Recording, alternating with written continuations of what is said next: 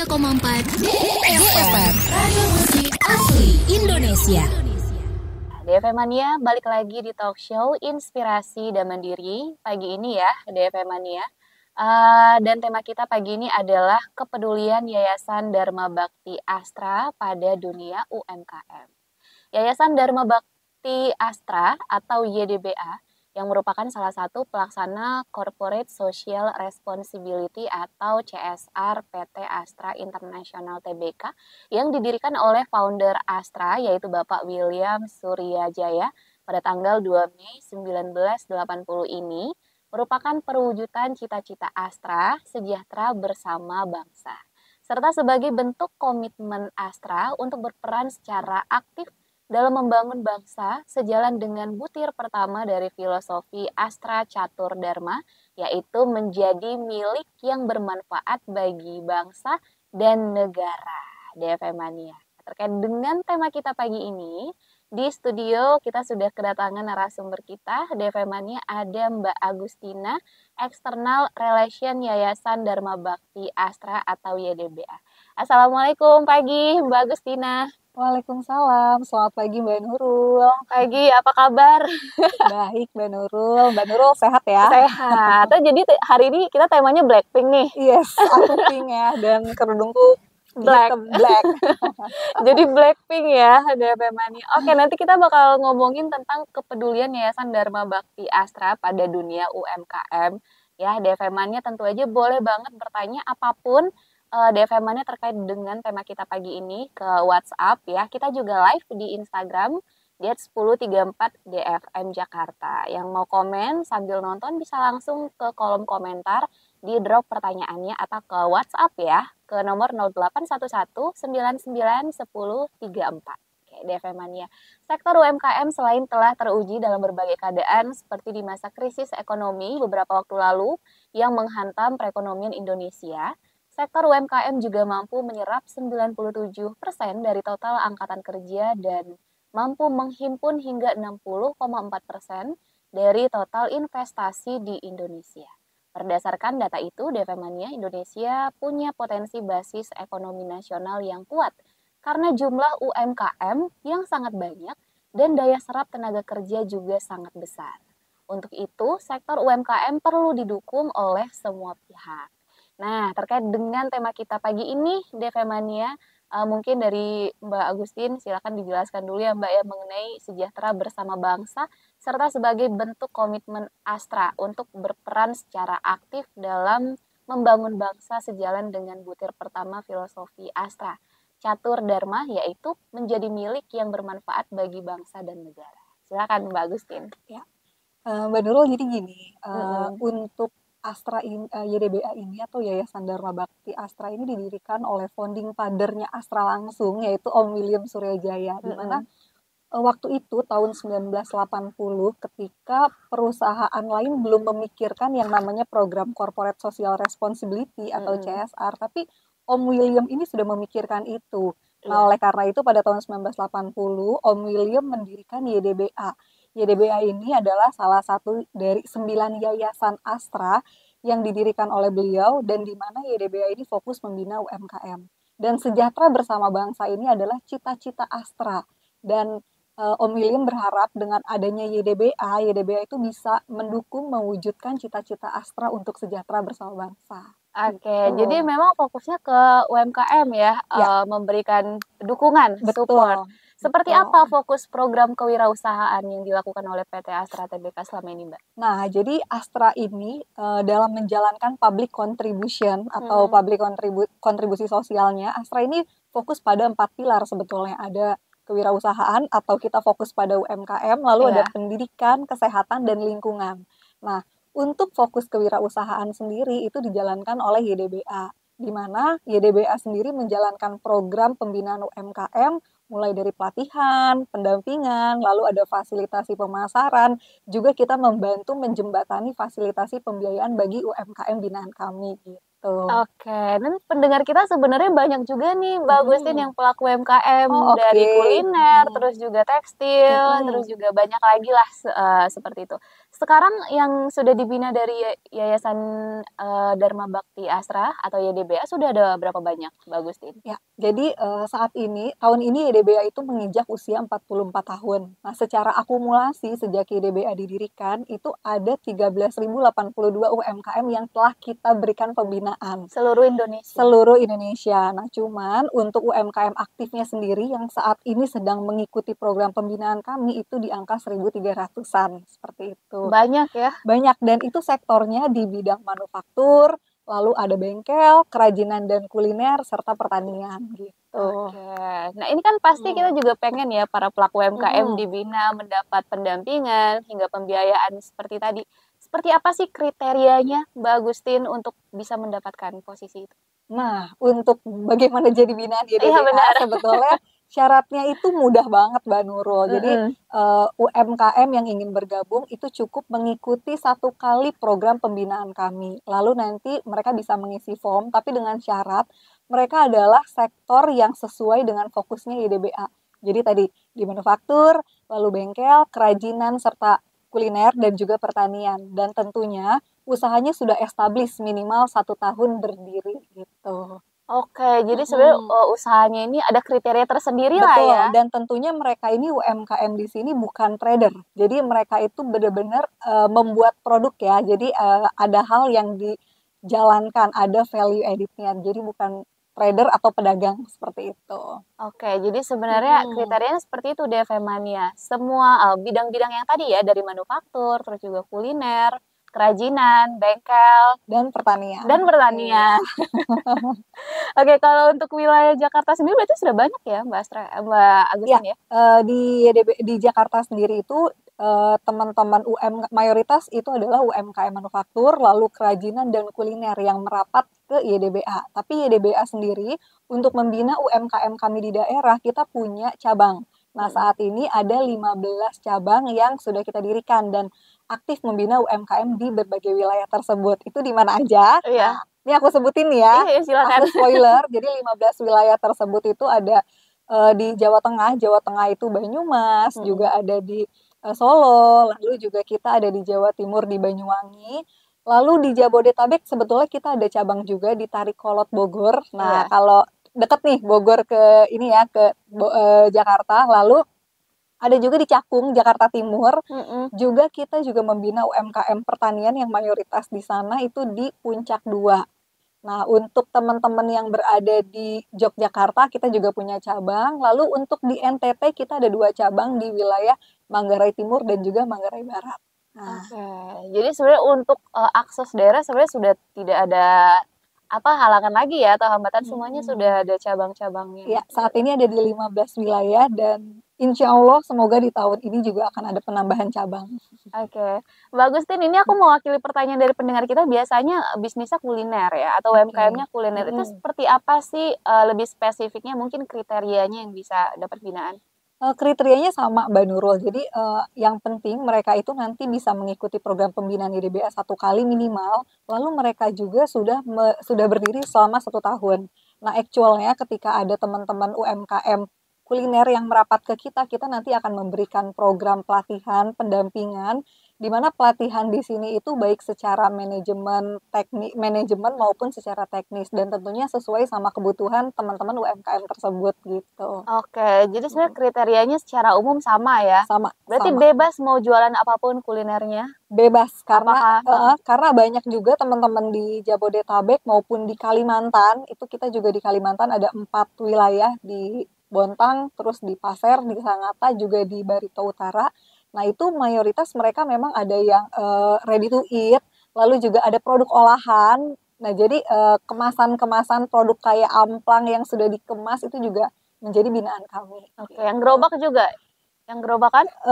Gerobak sejauh ini belum ada sih, Mbak. Oke, jadi seperti itu ya DP Mania untuk kriterianya yang bisa mendapatkan binaan. Tapi lebih jauh lagi nih Mbak Agustin, seperti apa sih lebih detailnya pembinaan yang dimaksud?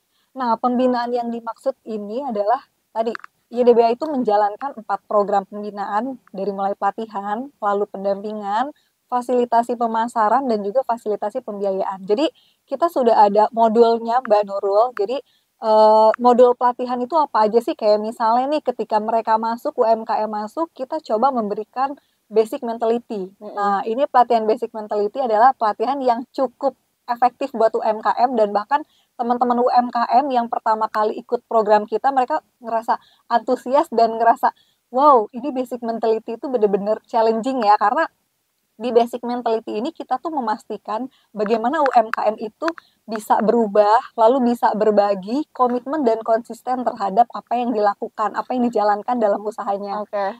Komitmen di sini adalah mereka itu komit untuk menjalankan usahanya dengan menghasilkan produk-produk yang sesuai dengan QCD. QCD itu adalah quality, cost, dan delivery. Artinya mereka itu nanti harus komitmen dan konsisten dalam menghasilkan produk yang berkualitas, yang cost-nya itu juga terjangkau dan sesuai dengan kualitas, dan delivery yang tepat. Seperti itu. Jadi itu yang paling wow ya pelatihannya ya.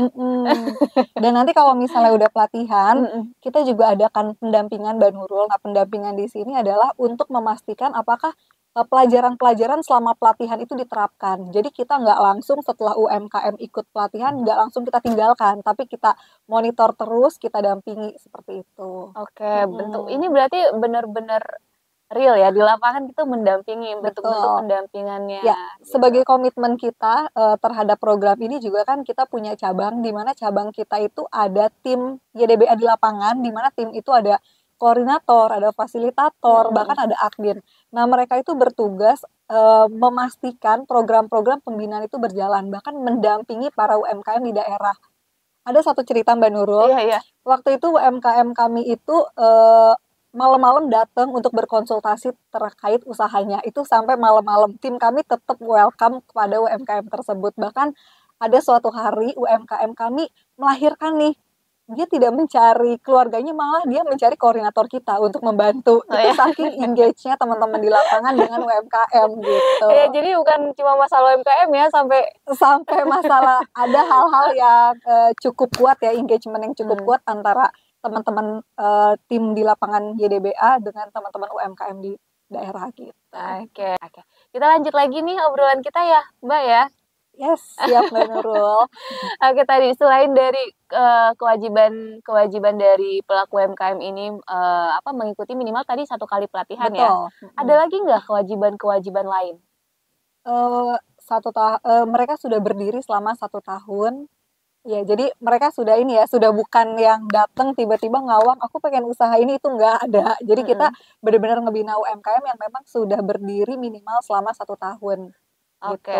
Berarti kewajibannya sebenarnya hanya mengikuti pelatihan saja ya. Betul. Sejauh ini dan minimal 1 kali. Betul. Jadi nanti mereka setelah ada keinginan untuk daftar bergabung, itu silakan bisa hubungin ke Instagram kita, bisa DM langsung di @ydba_astra Mbak Nurul.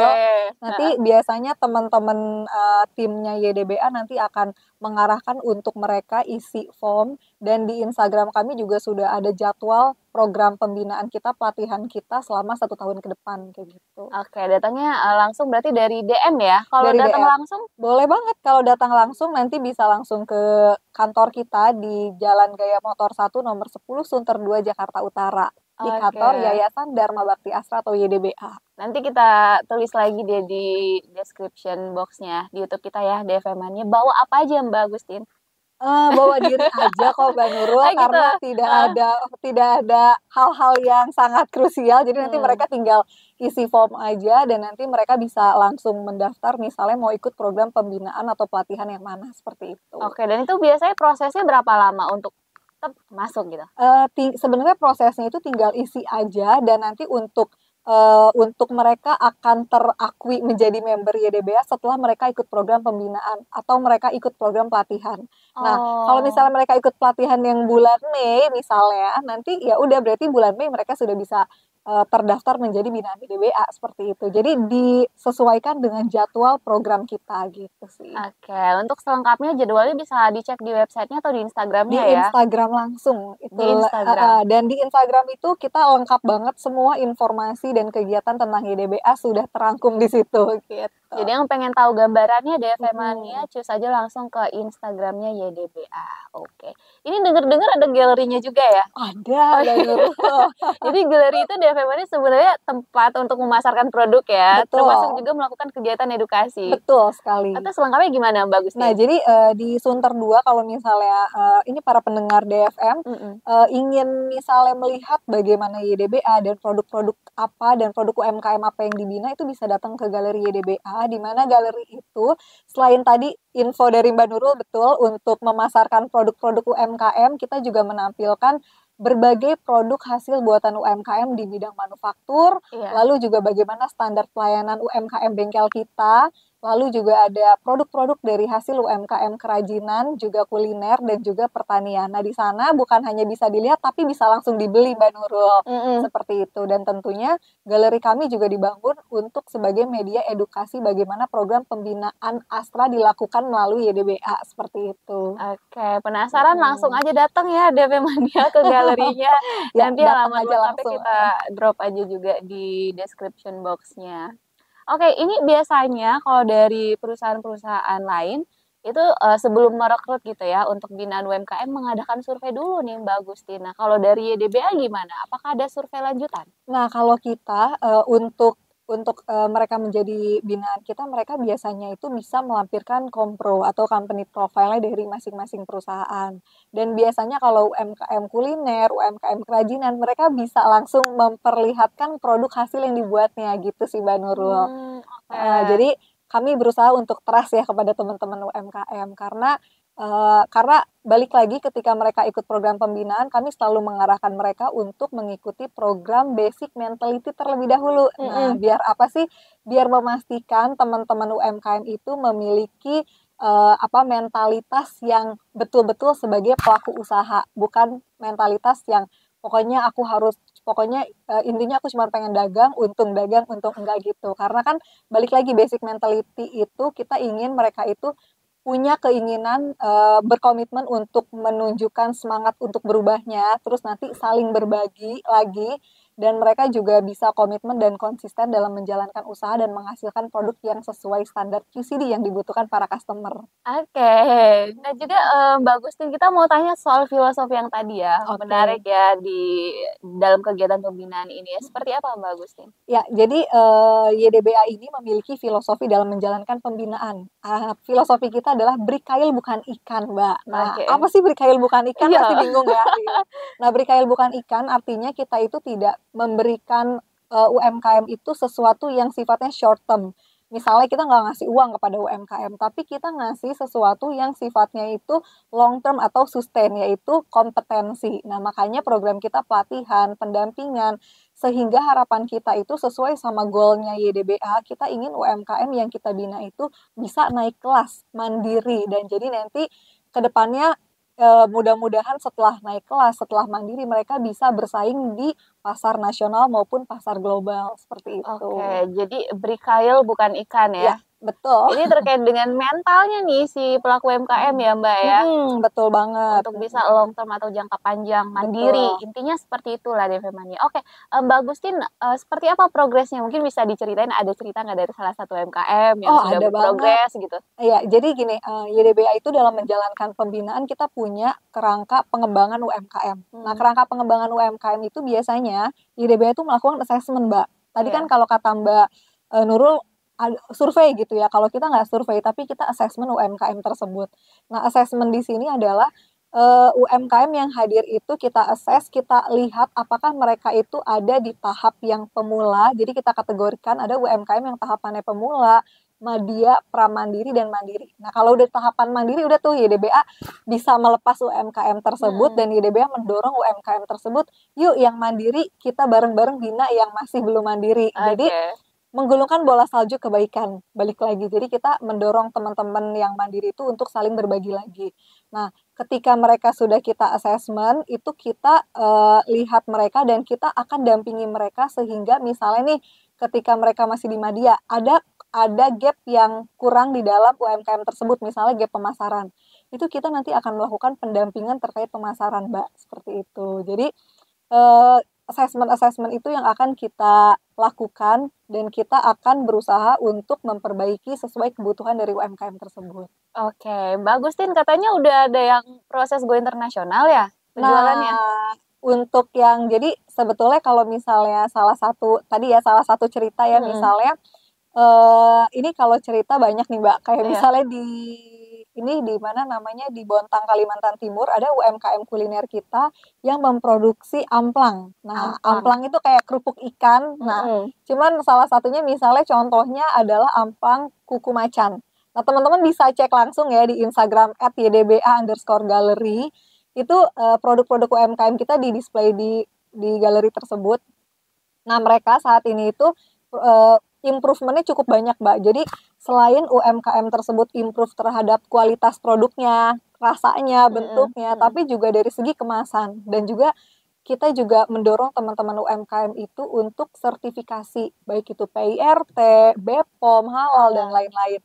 Nah, sehingga apa? Sehingga ketika mereka sudah terpenuhi semua kewajiban-kewajibannya, itu mereka dengan mudah bisa masuk ke dalam pasar nasional maupun global. Dan saat ini UMKM kami yang dari Bontang tersebut itu sedang tes pasar untuk ke Italia seperti itu, dan ini dibantu oleh tim Bea Cukai di Bontang. Oke, wah ini sebuah amplang loh DFM-nya. Sebuah amplang banget tuh.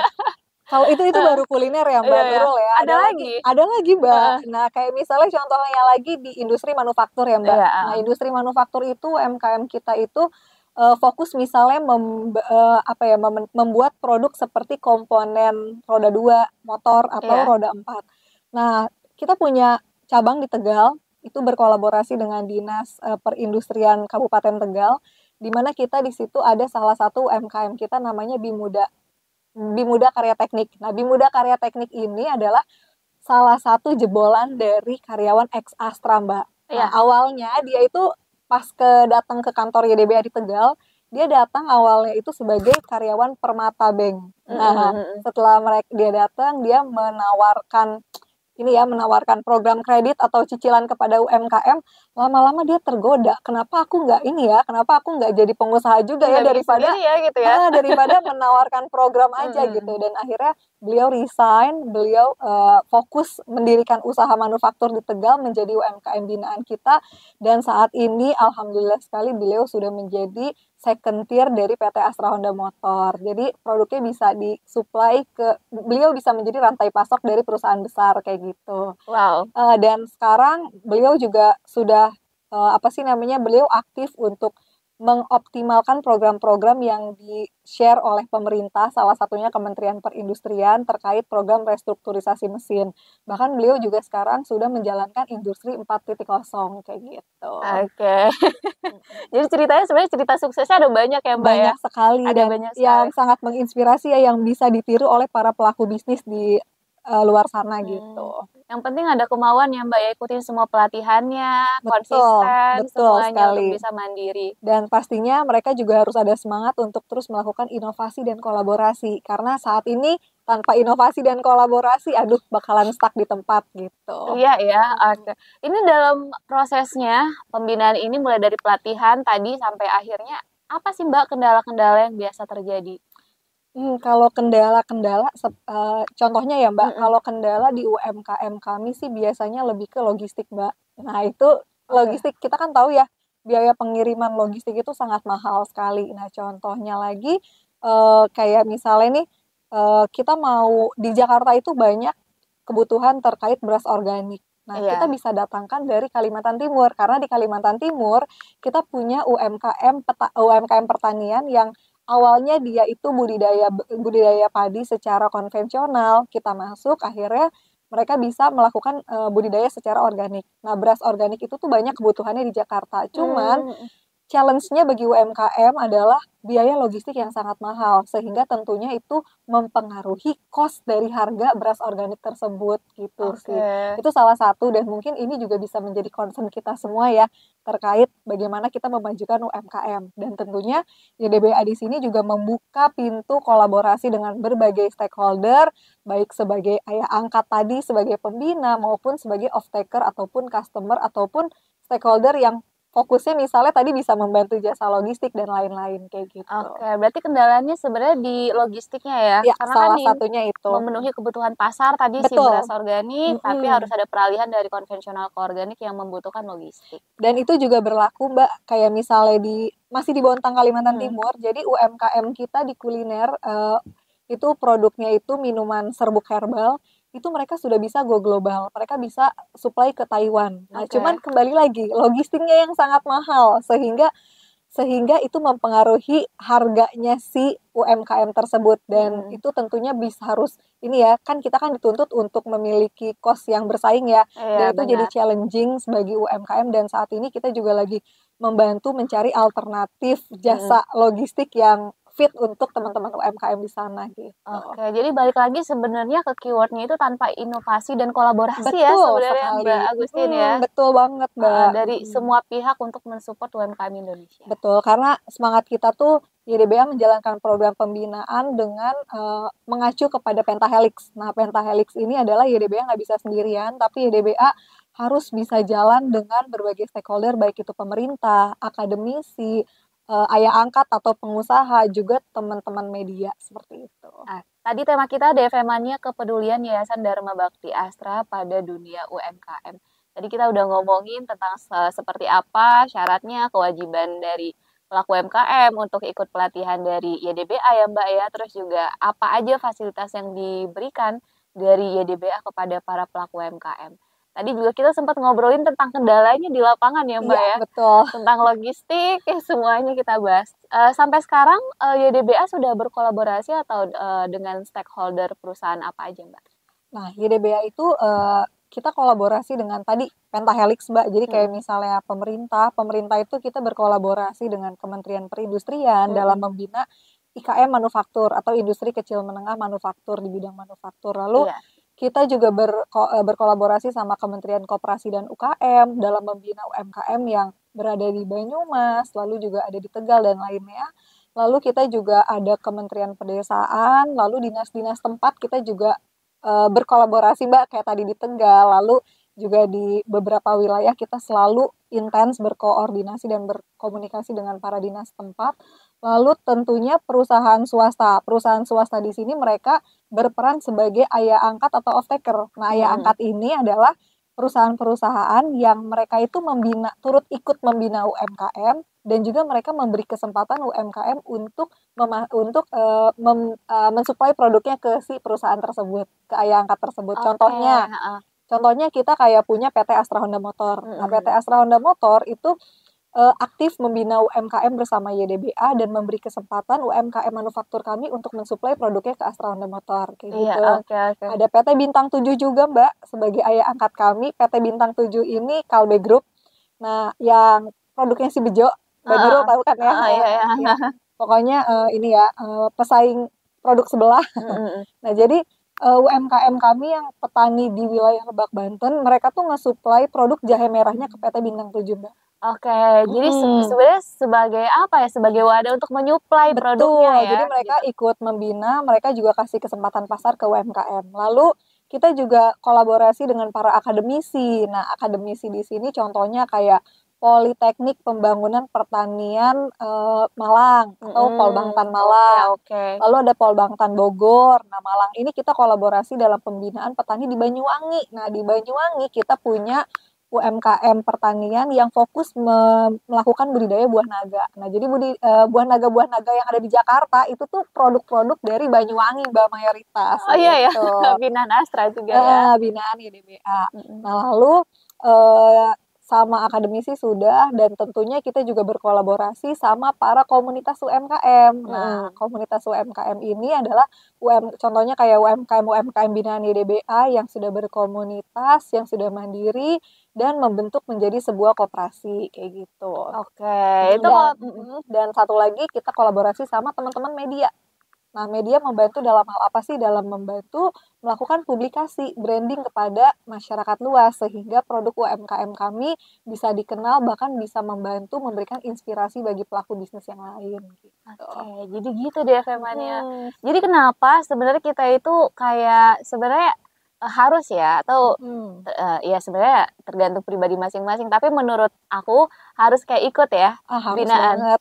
Manfaatnya banyak banget loh deh Femania, dari awal pembinaan mental sampai nanti prosesnya kita disediakan wadah, komunitas, itu menurutku sesuatu yang berharga gitu, nggak bisa dibeli sih. Iya, berharga banget. Kayak misalnya contohnya ya Mbak Nurul, di wilayah Sangatta Kalimantan Timur itu kan kita ngebina UMKM kuliner. Nah, di sana itu para ibu-ibu yang fokus membuat cookies, membuat makanan khas Sangatta misalnya, mereka itu berhimpun berkomunitas dan membentuk komunitas tersebut dengan sebutan Okusa.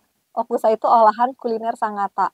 Dan ketika mereka sudah berkomunitas, komunitas tersebut dijadikan wadah untuk mereka berbagi sharing. Mereka ketika misalnya ada order banyak nih, pasarnya berarti kesempatan tersebut mereka bagi-bagi dalam satu komunitas.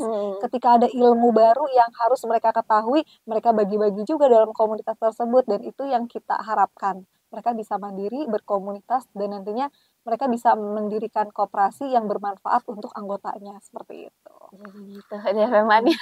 Tadi sempat disinggung juga tentang kalau misalkan mau join, mau gabung, itu ikut timeline-nya ya dari YDBA. Dalam setahun ada berapa kali sih Mbak Agustin?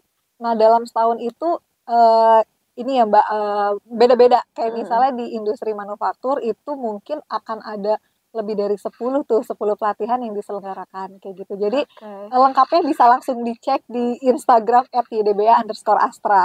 Oke, tapi yang terdekat dari sekarang kapan Mbak bukanya lagi? Nah, saat ini tuh kemarin banget kita baru ada pelatihan digitalisasi, kemarin banget ya. Itu digitalisasi itu untuk berbagai UMKM, baik dari industri manufaktur, bengkel, kerajinan pertanian juga ada. Nah, untuk dekatnya sih biasanya kita ada customize juga, ada in-house juga training, tapi untuk selanjutnya kayak ada program 5R. 5R itu rapi, ringkas, resik, rawat, rajin. Itu bagaimana UMKM bisa menerapkan program 5R di dalam bisnisnya. Jadi mereka bisa merapikan hal-hal yang tidak perlu mereka bisa buang. Hal-hal yang memang harus dilakukan secara intens, mereka harus lakukan di di rapih, rajin tadi, seperti itu. Oke. Untuk materi pelatihannya Mbak Agustin itu seperti apa? Apakah berbeda-beda menyesuaikan dengan kebutuhan pasar atau sebenarnya ada kayak template yang harus memang dibuat materinya? Nah, kalau misalnya untuk materinya itu modulnya itu kita sudah siapkan Mbak, dan tentunya berbeda-beda untuk per sektornya. Jadi tentunya modul tersebut dibuat sesuai dengan kebutuhan dari para UMKM tersebut. Ketika misalnya ngomongin pelatihan packaging, tentu pelatihan packaging di sini akan berbeda ya, dari mulai kuliner tuh pasti akan berbeda sama kerajinan, dan pastinya akan berbeda juga dengan produk olahan dari UMKM pertanian kita gitu. Oke. Bagus ini sebelum kita menutup talk show kita pagi ini, mungkin bisa disampaikan juga nih Mbak, tips-tips usaha sukses sebagai UMKM binaan dan bagi masyarakat luas, kenapa harus gabung gitu. Ya. Silakan. Ya, untuk bagaimana bisa menjadi, ini berdasarkan pengalaman ya Mbak Nurul ya, dan kebetulan kita selalu selalu belajar dari para UMKM di sana. Untuk mereka bisa maju adalah mereka harus komitmen dan konsisten dalam menjalankan usaha. Sehingga kalau misalnya mereka komitmen dan konsisten, insya Allah usaha yang dijalankan bisa terus menunjukkan progres dan kemajuannya. Dan tentunya balik lagi, usaha itu tidak bisa dilakukan sendiri. Oleh karenanya dibutuhkan kolaborasi dengan berbagai stakeholder. Jadi jangan takut untuk berkolaborasi, jangan khawatir, nanti usahaku masa nggak bisa, kan aku pengennya misalnya brandingnya ini kan karyaku gitu. Jangan ketakutan seperti itu, karena sekarang itu jalan bareng-bareng akan lebih cepat nyampainya dan akan lebih cepat untuk mencapai goals-nya dibandingkan jalan sendiri. Dan tentunya UMKM harus terus inovasi mengikuti tren saat ini. Oke, dan prosesnya juga pastinya lebih mudah. Betul sekali. Daripada jalan sendirian. Betul, jalan sendiri kan sepi ya, terus nggak ada inspirasi nggak sih? Iya, beda kalau misalnya kita berkolaborasi, orang pasti bakalan ngasih masukan, bakalan punya sudut pandang lain yang pastinya tentu kita harus pertimbangkan itu. Dan bahkan memberikan wadah ya Mbak. Betul sekali, memberikan Mbak wadah, Nurul. kesempatan untuk kita bisa mempromosikan lagi produk Betul kita. sekali. Oke Mbak Agustin, itu aja talkshow kita hari ini. Semoga bermanfaat untuk DFM Mania. Jangan lupa nanti kepoin aja websitenya atau Instagramnya di ydba_astra. Ya, kalau untuk website kita bisa langsung cek di ydba.astra.co.id. Oke, itu aja DFM Mania. Terima kasih banyak ya Mbak Agustin ya. Terima kasih selalu. Kapan-kapan kita ngobrol lagi ya. Yes, boleh banget Oke, Mbak. DFM Mania nanti ketinggalan videonya. Kita post di YouTube kita di 103,4 DFM. Jangan lupa di subscribe, like, comment, and share juga. Akhirnya Nurul yang bertugas juga Mbak Agustin beserta kru pamit. Wassalamualaikum warahmatullahi wabarakatuh.